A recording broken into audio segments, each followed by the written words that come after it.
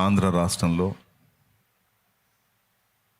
మరి వరదల కారణంగా ఏం జరుగుతుందో మీరందరూ మీడియా ద్వారా చూస్తూనే ఉన్నారు. మరి సహజంగా సిటీ లైఫ్ భద్రతతో కూడిన జీవితం అనుకుంటారు. సిటీ జీవితం అన్ని సౌకర్యాలు, విలాసాలు అండ్ సెక్యూరిటీ కూడా ఉన్నటువంటి జీవితాలు, పట్టణపు జీవితాలు అని సహజంగా అందరూ అనుకుంటారు. అందరూ పట్టణంలో బ్రతకాలని ఆశపడతారు. పట్టణంలో జీవితం ఉపాధికి కొదవ ఉండదు, అలాగే కావలసిన వస్తువులన్నీ దొరుకుతాయి, అలాగే భద్రత కూడా ఉంటుంది అని అందరూ ఆశిస్తారు. కానీ మరి ఆంధ్ర రాష్ట్రంలో చెప్పుకోదగ్గ పట్టణాల్లో ఒక పెద్ద పట్టణం విజయవాడ. ఆ విజయవాడ లేదా బెజవాడ ఈరోజు చాలా ఘోరమైనటువంటి పరిస్థితుల్లో మనకు కనపడుతుంది. రెండు విషయాలు మనం గుర్తుపెట్టుకోవాలి. దేవుడు దయ చూపకపోతే ఏది కూడా సేఫెస్ట్ ప్లేస్ కాదు, ఏది భద్రత కలిగిన స్థలం కాదు. కొంతమంది అనుకుంటారు అక్కడికి వచ్చినాయి కానీ మాకు రావని. ఏమో వాళ్ళు అనుకున్నారా అలా జరుగుతుందని? అది మొదటి విషయం. ఏ ప్రదేశము భద్రతతో కూడింది కాదు. దేవుడు దయ చూపినంత వరకే ఎక్కడున్నా మనకు భద్రత. దేవుడు మరి దయ చూపనప్పుడు నువ్వు సిటీలో ఉండు, అడవిలో ఉండు, గ్రామంలో ఉండు, పల్లెలో ఉండు, పట్టణంలో ఉండు, ఎక్కడన్నా ఉండు, మన పని అయిపోయినట్టే. ఎందుకు ఇలా చేశాడు దేవుడు, అలా ఎందుకు చేశాడని దేవుణ్ణి ప్రశ్నించేదానికి లేదు. మనల్ని అడగడానికి దేవునికి బోల్డ్ అన్ని ప్రశ్నలు ఉన్నాయి, కానీ దేవుని అడగడానికి మనకు ప్రశ్నలు లేవు. అది మొదటి సంగతి. రెండవది ఏంటంటే,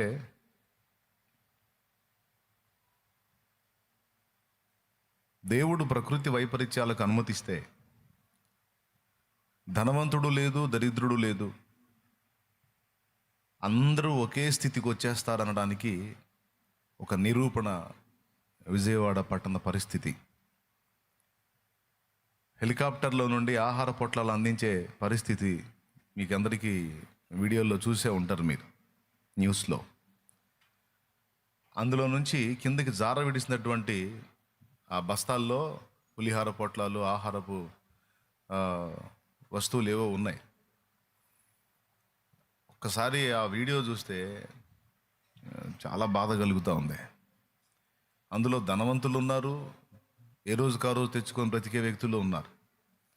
కానీ లక్షలున్న ధనవంతుడికి అన్నం లేదు. బయటకి వెళ్ళి బయట ఫోన్ చేయడానికి బయట వాడికి, ఎదుగో నా అకౌంట్లో డబ్బులు ఉన్నాయి, నీ కొడుతున్నాను, తీసుకొని నాకు ఆహారం తీసుకొని రా అని చెప్పడానికి స్విగ్గీ, జొమాటో లేదా ఇలాంటి వాళ్ళకి ఏదైనా చెప్పి ఆర్డర్ పెట్టుకోవడానికి సెల్ ఫోన్లో లైన్లో లేవు.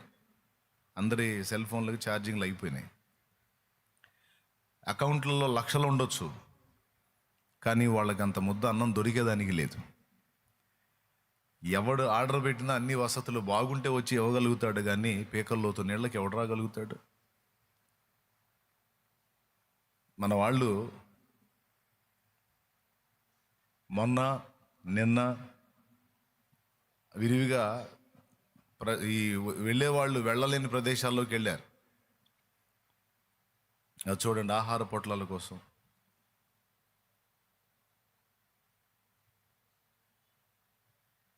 హెలికాప్టర్ వచ్చి పైనుంచి అదిగో ఎవరికి దొరికింది వాళ్ళ అన్నం కోసం. విజయవాడలో అలాంటి పరిస్థితి ఊహించగలమా? విజయవాడ పట్టణపు నడిబొడ్డున అలాంటి పరిస్థితిని ఊహించగలమా? 1 టౌన్లో ఏమో పరిస్థితులు తారుమారైతే నీ గతి నా గతి కూడా అంతే కావచ్చు. దేవుడు కనికరం చూపితే ఆ లెక్క వేరు. దేవుడు కాఠిన్యాన్ని చూపితే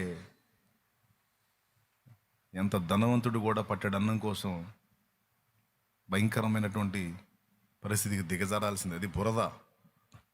అది బురద. మీకు అర్థమవుతుందో లేదో ఒకసారి చూపించున్నాను. అది బురద. ఆ బురదలో కూడా వాళ్ళు వేసిన ఆహార పదార్థాల బస్తా కింద పడ్డప్పుడు ఆ బురద చాలా భాగం దానికి అంటింది. వేసినప్పుడు నీట్గా ఉంది, కింద పడి దాన్ని పైకి తీసుకున్నప్పుడు దాని రూపు మారిపోయింది, ఎర్రగా ఎర్రమట్టి బురద. అయినా సరే ఆమెతున్న దాని కోసం ఇంకా రకరకాల వీడియోస్ వచ్చినాయి. అంటే పట్టెడు అన్నం దొరకక మనాళ్ళు వీధుల్లోకి వెళ్ళి లోపలికి వెళ్ళి రొమ్ము లోతు నీళ్లలో కూడా వెళ్ళి ఇచ్చి వచ్చారు. నడుము లోతు నీళ్ళలోకి, రొమ్ము లోతు నీళ్ళలోనికి వెళ్ళారు. ఎట్లా ఇప్పుడు ఆ నీళ్ళు ఏమన్నా ఒక గల్లీలోయా, ఒక బజార్లోయా?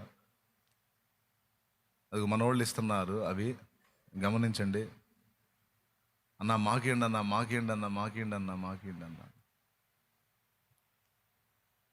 నేను మనోళ్ళు తిరిగి ఆ నీళ్ళలో తిరిగి వీడియోలు తీసినవి ఇవన్నీ. అది మనోడు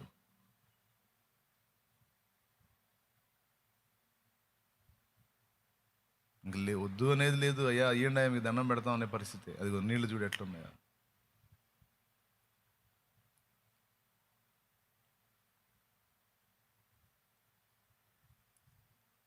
ఇక పోయే కొద్దీ ఇంకా వస్తాయి, నడుములో ఇంకా పైకి వస్తాయి. ఈ దరి వీధుల్లో కాకుండా లోపల వీధుల్లోకి వెళ్ళారు. అక్కడ ఒక తల్లి చెప్తుంది, అమ్మ ఎవరన్నా ప్రాణాలు కోల్పోయారా అంటే, ఏం చెప్పేదయ్యా, బజారుకు 2 శవాలు కడుకున్నాయా అని.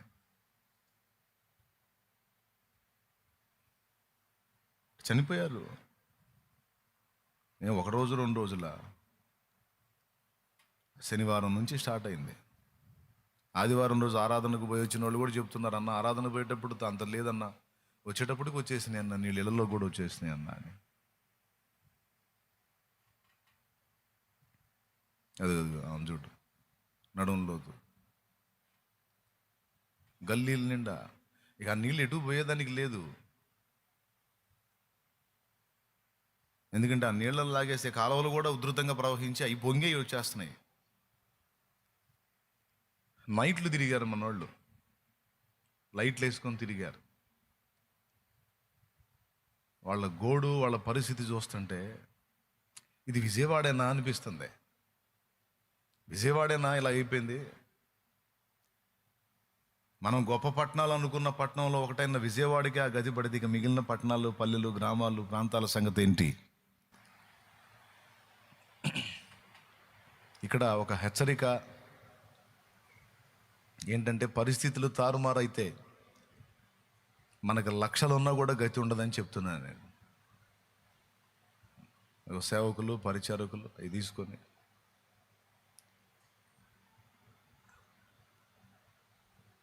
నైట్లు తిరిగి పంచారండి.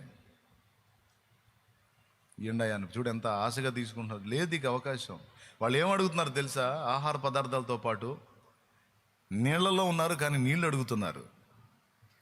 మంచినీళ్ళు దేవయ్యా, నీళ్ళయ్యా, నీళ్ళయ్యా అని నీళ్ళు అడుగుతున్నారు. కొంతమంది ఏమడుగుతున్నారు తెలుసా? అయ్యా ఒక మైను పోతాను, ఒక అగ్గిపెట్టి ఇండయ్యా అంటున్నారు. అంటే దీపాలు లేవు,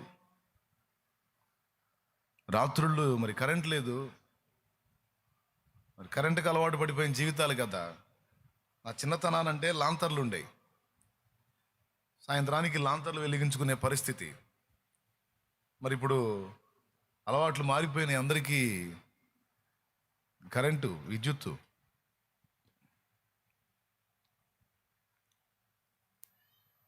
లైట్లు లేవు. పొద్దుపోతే సాయంత్రం అయిపోతే ఇంకేం లేదు. ఇక అంధకారంలో కూర్చోవటం, అందరూ బిక్కు బిక్కుమంట. నీళ్లు తగ్గినాయా, పెరుగుతున్నాయా, ఇంకొకటి ఏదన్నా పొంగి మళ్ళీ వచ్చిందా, ఏమైనా కట్టలు దిగి మళ్ళీ వచ్చినాయా నీళ్లు, ఎక్కడి నుంచి ఏ శవం తేలుకుంటా వచ్చిందో, ఎవరొచ్చి పలకరిస్తారు, ఎవరొచ్చి కాపాడతారు? బంధువులు లేదు, స్నేహితులు లేదు, శ్రేయోభిలాషులు లేదు, ఎవరు పోయేదానికి లేదు. ఇప్పుడు ఇంకా కొంచెం నీళ్లు తగ్గితే ఆ స్థితి. నీళ్లు తగ్గితే ఆ పరిస్థితి. మరి ఆదివారం నుంచి ఈ రోజు వరకు, శుక్రవారం ఈరోజు, ఇన్ని రోజులు నీళ్లు తీయకుండా అలా ఉన్నాయంటే ఏంటి పరిస్థితి అండి? పోయి హెల్ప్ చేయడానికి కూడా ఎవరికి ధైర్యం చాలదండి. కొన్ని చోట్ల మనోళ్ళే వెళ్ళలేక వెనక్కి వచ్చారు. ఎందుకంటే ఫ్లోటింగ్ వస్తుంది వాటర్. ఎక్కడ కాలువలు ఉన్నాయో అర్థం కాలేదు, ఎక్కడ నీటి గుంటలు ఉన్నాయో అర్థం కాలేదు. నడి రోడ్డు మీద నడుచుకుంటూ వాళ్ళు వెళ్ళగలిగిన లోతుకు వెళ్ళి ఇవ్వగలిగినంత మందికి ఇచ్చి వచ్చారు. మరి ఇప్పుడు ప్రస్తుత పరిస్థితి ఎలా ఉందో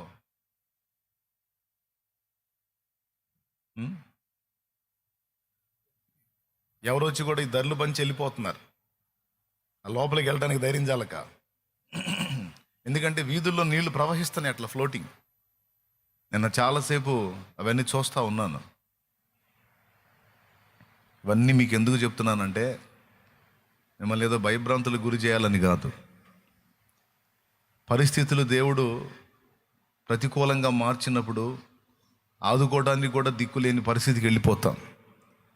ఒక్కసారిగా చెప్పాలంటే ఆటవిక జీవితంలోకి వెళ్ళిపోయినట్టు అయిపోయింది వాళ్ళ పరిస్థితి. పట్టెడన్నం లేక, కనీసం ఇంట్లో దీపం లేక, పక్కన చిన్న చిన్న ఇళ్లలో వ్యక్తులు చనిపోయి, కొన్ని చోట్ల భయంకరమైన దుర్వాసన. మనోళ్ళ లోపలికి బజార్లోకి వెళ్తుంటే మాస్కులు ఇస్తున్నారు, అటు పెట్టుకోండి వాసన వస్తుందని. డెడ్ బాడీస్ చనిపోయి. చూడండి, ఈ చెట్టు తర్వాత ఉన్నదంతా చెరువు.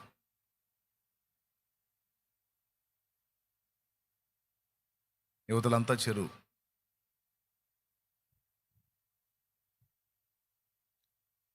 ఫొటోస్ ఉన్నాయి, డెడ్ బాడీస్ ఆ నీళ్ళలో తేలాడే ఫొటోస్ ఉన్నాయి. దారుణంగా ఉంది పరిస్థితి. మనకి టెక్నాలజీ డెవలప్ అయింది. మనం ఇక్కడ కూర్చొని ప్రపంచం మొత్తాన్ని వీక్షించే పరిస్థితి వచ్చింది. నాగరికత పెరిగిపోయింది. అదొచ్చింది, అదొచ్చిందని ఎచ్చులుగు చెప్పుకోవటమే కానీ ప్రకృతి కన్నెర్ర చేస్తే, దేవుడు పరిస్థితులను ప్రతికూలంగా మారిస్తే మనం కనుగొన్నవి ఏవీ పనికిరావు. 27, 28 తారీఖుల్లోనే వాళ్ళు వాతావరణ శాఖ వాళ్ళు హెచ్చరికలు జారీ చేసినట్టు మనకి న్యూస్ ఉంది. ఏం చేస్తారు? ఎవరైనా ఏం చేస్తారు? ఇట్లా నీటి ముంపునకు గురయ్యే అవకాశం ఉంది, మీరు ఇల్లు ఖాళీ చేసి వెళ్ళిపోండి అంటే వెళ్తారా? ఎక్కడికి వెళ్ళాలి? ఉంటే ఉంటాం, సత్యశస్తాను మొండిగా అట్లనే ఉండొచ్చు. లేదా సమాచారం అందకపోయి ఉండొచ్చు. అదుగో ఎదుగని తెలుసుకునేసరికి ఏం లేదు, ఆదివారం మధ్యాహ్నానికి వచ్చేసినాయి మొత్తాన్ని నీళ్ళు, భయంకరంగా వచ్చినాయి నీళ్ళు. కాబట్టి ఇది చాలా దుఃఖకరం, బాధాకరం. చూడండి, ఎక్కడ ఉండాలి వాళ్ళు, ఏడ వండుకోవాలి, లోపల అన్ని సౌకర్యాలు ఉన్నాయి.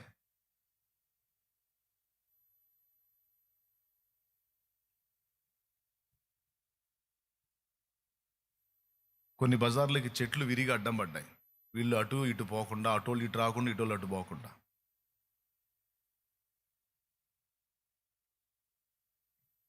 మనం ప్రార్థన చేయాలి, పాఠం నేర్చుకోవాలి, మనం 3 చేయాలి. ప్రార్థన చేయాలి, ఈ ప్రకృతి వైపరీత్యాలను దేవుడు అనుమతించకుండా మన సమాజ ప్రజల కోసం ప్రార్థన చేయాలి. 2 వెళ్ళిపోతున్నారు. నిన్న సాయంత్రం ఫొటోస్ అవి వెళ్ళిపోతున్నారు.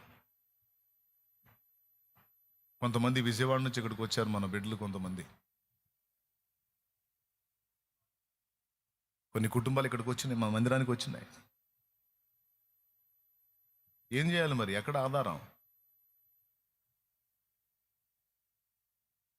రాత్రి పాపం వాళ్ళకి ఆహారం అది ఉండి ఆహారం పెట్టారు.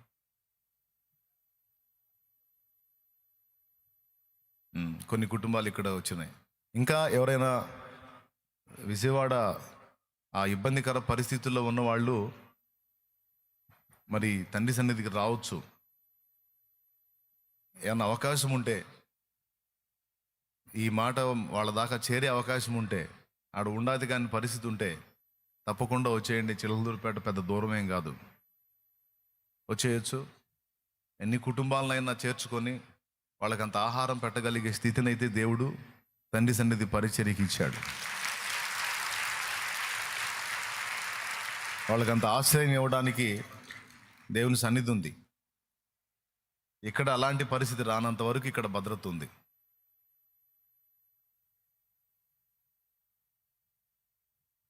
చూడండి, ఒక్కతే ఉంది ఆమె. అదిగో చెట్టు అడ్డం పడ్డ చూడండి బజార్కి. ఆ బజార్కి చెట్టు అడ్డం పడి ఉంటుంది చూడండి, లైట్ కనపడుద్ది.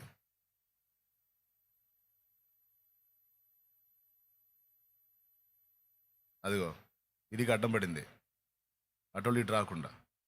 ఒక్కతే తల్లి ఉంది పాపం పైన, ఎవరు లేరు, ఆ వీధులు ఎవరు లేరు. అదిగో బకెట్ ఇడుస్తుంది చూడు. పాపం ఆమె ఏమడిగింది తెలుసా? ఆహారంతో పాటు మన వాళ్ళు అన్నీ పనిచేశారు, అయిపోయినాయి. చివరిగా బిస్కెట్ ప్యాకెట్లు మిగిలినాయి. ఆమెను చూశారు, వెళ్తా వెళ్తా రిటర్న్లో చూశారు ఆమెని. ముందు ఏదో ఆహారం తింటే బతికుంటుందని వేశారు. ఆమె మందులు అడుగుతుందండి, నాకు ఫలానా టాబ్లెట్స్ కావాలయ్యా, ఫలానా మందులు కావాలని పాప మందులు అడుగుతుందాం. ఊహించండి, మన బిడ్డలకి మనకు ఆ పరిస్థితి వస్తే ఎంత భయంకరంగా ఉంటుంది. ఒక చోట కొడుకులు ఇద్దరిని కాపాడి తండ్రి కొట్టుకొని పోయాడు. ఇట్లాంటి పరిస్థితులు వస్తాయని అనుకోవాలా, కానీ చూస్తానే. అందుకే నెంబర్ 1లో నేను చెప్పాను, మనం ప్రార్థన చేయాలి. రెండవది, అతిశయపడక పాఠం నేర్చుకోవాలి. ఎందుకు? మన జీవితాలు నీటి మీద బుడక లాంటివి, దేవుడు చిదిమేస్తే క్షణాల్లో అయిపోతాయని. మనం ఎంత ఆర్జించినా, ఎన్ని కలిగి ఉన్నా, ఏ పొజిషన్లో మనం ఉన్నా, దేవుడు దాన్ని తలకిందులు చేయడానికి ఆయనకి ఎంతో సమయం పట్టదనే పాఠం.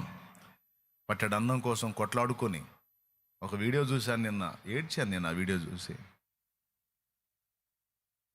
వాళ్ళు పైనుంచి హెలికాప్టర్ నుంచి ఆహార పొట్లు వేస్తే, ఆ ప్యాక్ వేస్తే భయంకరంగా కొట్టుకుంటున్నారు దాన్ని తీసుకోవడానికి.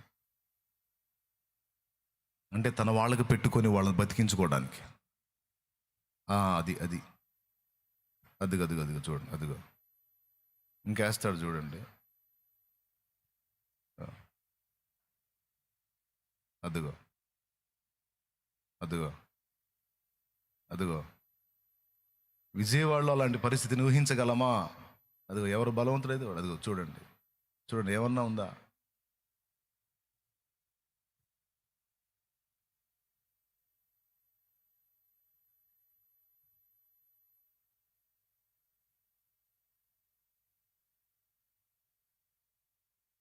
అది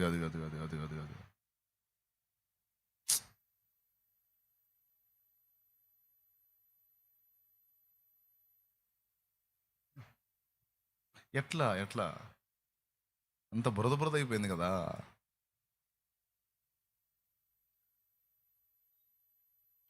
ఇది పాఠం.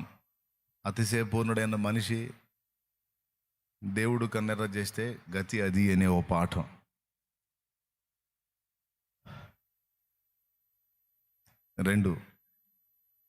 మూడవది ఏంటో తెలుసా? ఒకవేళ మనకి సాధ్యమైతే, కొంతమందికైనా మనం అంత చేయగలిగితే, వెళ్ళి మన సాటి వారికి, తోటి వారికి చేయగలిగినంత సాయం చేయటం. ఈ 3 మన నుండి జరగాలి. 1, ప్రార్థించాలి. 2, పాఠం నేర్చుకొని మనం ఉండే హద్దుల్లో మనం ఉండాలి. 3, ఆ దీనులైనటువంటి బిడ్డలకు, ఇక్కడ వాళ్ళకి ఆ సిటీలో ఉన్న సంపన్నుల, లక్షాధికారుల, కోటీశ్వర్ల ఇవన్నీ తీసి దెబ్బలో కొట్టాల్సింది లేదు. ఇక్కడ కోట్లు ఉన్నా కూడా ఈ బ్యాంకులో ఉండటమే తప్ప ఇవి పనికిరావు. ఇప్పుడు అక్కడ తెచ్చిపెట్టేవాళ్ళు లేడు. ఎడదాకా ఎవడు దిగుతాడు? ఎవడు ప్రాణాల మీద తెచ్చుకుంటాడు? అందులో ఉన్నవాడు రావతి కాదు, బయట వాడు అందులో వెళ్ళాతి కాదు. కాబట్టి కొంచెం నీళ్లు తగ్గుముఖం పడుతున్నాయి కనుక వెళ్ళి ఏదన్నా వాళ్ళకంత ఆహారం ఇవ్వగలిగే వాళ్ళు, ఆదుకునేవాళ్ళు. విజయవాడలో ఒక ప్రాంతం మునిగిన ఒక ప్రాంతం బాగానే ఉంది. ఒక ప్రాంతం మునిగినప్పుడు ఒక ప్రాంత ప్రజలు వెళ్ళి ఆ ప్రాంతంలో ఉన్న ప్రజలను ఆదుకోవటం అనేది చేయాలి. ఇక్కడ నుంచి మనోళ్ళు ఇంకా అనేక ప్రాంతాల్లో నుంచి క్రైస్తవులు, అలాగే వేరే మతాల వాళ్ళు అన్న భేదం లేకుండా అందరూ పాపం వాళ్ళని ఆదుకోవటానికి ఎవరి త్యాగం వాళ్ళు చేస్తూ ఉన్నారు. మన బిడ్డలు కూడా మన వంతు మనం చేయదగ్గది మనం చేస్తున్నాం. ప్రభు చిత్తమైతే ఈవేళ కూడా కొంతమందిని మళ్ళా పంపించి మరికొంత సేవ చేయడానికి ఆలోచన చేస్తా ఉన్నాం.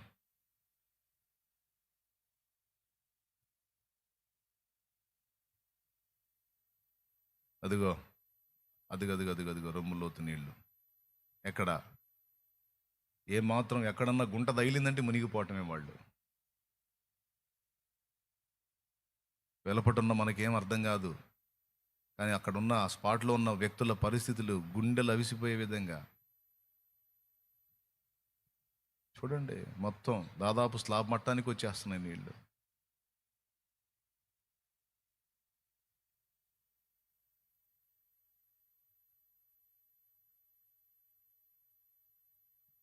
చూడండి ఇంత దారుణంగా ఉందో పరిస్థితి.